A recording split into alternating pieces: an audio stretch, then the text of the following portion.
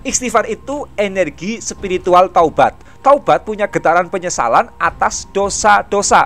Orang yang penuh penyesalan, ia rawan terjebak dalam rasa prihatin dan rawan terjebak dalam rasa tidak berharga. Dia prihatin, hatinya terpicu rasa menyesali kesalahan-kesalahan. Dan karena menyesal mendalam, ujung-ujungnya ia merasa tidak berharga. Self-worth-nya menjadi rendah. Atensi istighfar untuk mengunduh rezeki.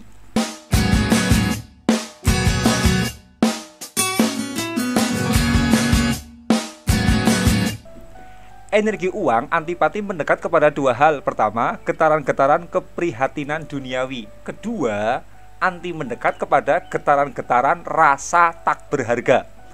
Pertama sekarang, energi uang anti mendekat pada getaran keprihatinan duniawi. Sebab program penciptaan uang itu diciptakan untuk melayani body.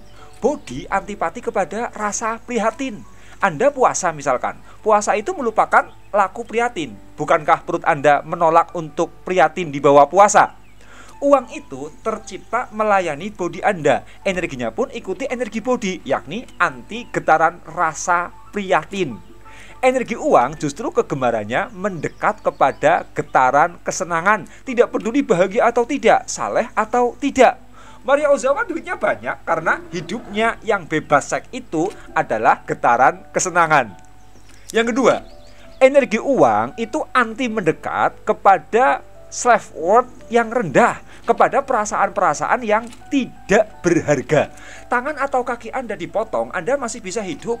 Namun kalau leher Anda dipotong, Anda pasti mati. Uang itu adalah pelayan Anda. Getaran uang ikuti getaran hidup Anda. Di planet Mars tidak ada diri Anda. Di sana pun tidak ada yang namanya uang. Kepala Anda itu simbol self-worth di dalam diri Anda. Kalau kepala Anda putus, Anda mati. Anda mati, rezeki uang juga ikut mati. Karena itu, uang mendekatnya kepada rasa-rasa prestasi diri. Rasa-rasa yang menjadikan diri kita memiliki rasa berharga. Dimanapun yang punya tahta, dia akan punya harta. Dan yang punya harta, ujung-ujungnya dia juga punya tahta. Punya tahta itu pemicu rasa berharga di dalam diri muncul. Punya prestasi hidup juga memicu rasa berharga muncul. Fakir miskin makin tercekik rezekinya, di antara penyebabnya karena para fakir miskin itu merasa dirinya tidak berharga sebab tidak punya prestasi apa-apa.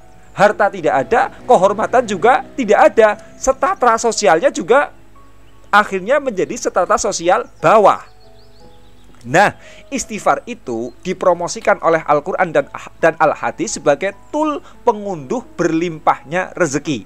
Faqul tustaghfiru rabbakum innahu kana ghaffara yursilis samaa 'alaikum midrara wa yumdidkum bi amwali wa banin wa yaj'alakum jannati wa yaj'alakum anhara. Maka aku katakan kepada mereka, mohonlah ampun kepada Tuhanmu, sesungguhnya Dia adalah Maha Pengampun. Niscaya Dia akan menurunkan kepadamu hujan lebat dan memperbanyak hartamu dan anak-anakmu dan mengadakan untukmu kebun-kebun serta mengadakan untukmu sungai-sungai. Quran surat Nuh ayat 10-12. Kemudian dalam hadis juga disebutkan, man aktsara minal istighfar ja'alallahu lahu min kulli hammin faraja wa min kulli dikin makhraja wa razaqahu min haitsu la yahtasib. Barang siapa yang memperbanyak istighfar, niscaya Allah memberikan jalan keluar bagi setiap kesedihannya, kelapangan untuk setiap kesempitannya, dan mendapatkan rezeki dari arah yang tidak disangka-sangka. Min haitsu la yahtasib. Hadis riwayat Ahmad. Istighfar itu energi spiritual taubat. Taubat punya getaran penyesalan atas dosa-dosa. Orang yang penuh penyesalan, ia rawan terjebak dalam rasa prihatin dan rawan terjebak dalam rasa tidak berharga. Dia prihatin, hatinya terpicu rasa menyesali kesalahan-kesalahan. Dan karena menyesal mendalam, ujung-ujungnya ia merasa tidak berharga. Self-worth-nya menjadi rendah. Ketika atensi rasa yang terunggah kepada Tuhan adalah rasa menyesal mendalam, hatinya penuh dengan rasa prihatin dan self-worth-nya menjadi rendah, Disinilah kemudian bertabrakan dengan energi uang. Hasilnya banyak istighfar bukannya memudahkan rezeki, malah menyeretkan rezeki. Banyak para pengusaha yang mencoba tobat dari riba dengan menghindari bunga bank, dan malah yang terjadi sesudah ia hindari bunga bank, justru bisnisnya menjadi anjlok dan oleng. Itu dikarenakan atensi istighfar dan taubatnya adalah rasa menyesal mendalam. Lalu bagaimana agar istighfar menjadi pengunduh rezeki sesuai tuntunan Al-Quran dan Al-Hadis? Begini, misi istighfar itu mohon ampunan dari dosa-dosa, bukan menyesali dosa-dosa. Memang dalam taubat itu dianjurkan agar Anda menyesali dosa-dosa sebagai efek teraplikasinya rasa taubat di dalam diri Anda. Namun dalam istighfar jangan kemudian yang dibesar-besarkan adalah rasa menyesal, sehingga kemudian yang dominan adalah rasa menyesal tersebut. Bukan rasa menyesalnya yang dituju oleh taubat, tetapi tujuan taubat adalah diampuninya dosa. Sekarang kalau Anda menyesali tapi Anda tidak diampuni dosanya, apa istighfar Anda berguna? Karena itu poin besar istighfar dan taubat adalah diampuni, bukan disesali. Rasa ingin mendapatkan ampunan Tuhan itu jadikan rasa kehambaan muncul di dalam diri, sehingga dalam benak hati muncul rasa-rasa tidak kuasa untuk terhindar dari kesalahan dan dosa. Karena itu tidak ada harapan lain selain rasa berserah kepada Allah sambil berharap kuat agar Dia tetap mengampuni dosa-dosa kita. Dalam rasa kehambaan tersebut kemudian mendorong hati si hamba untuk percaya diri, sehingga self-worth dan kegembiraan hatinya pun muncul. Anda coba amati pesan doa Sayyidul Istighfar yang diajarkan oleh Rasulullah Shallallahu Alaihi Wasallam. Allahumma anta robbi la ilaha illa anta khalaqtani wa ana abduka wa ana ala ahdika wa wa'dika mastata'tu a'udzubika min syarri ma sana'tu abu'u laka bi ni'matika alayya wa abu'u bi dzambi faghfirli fa innahu la yaghfiru dzunuba illa anta.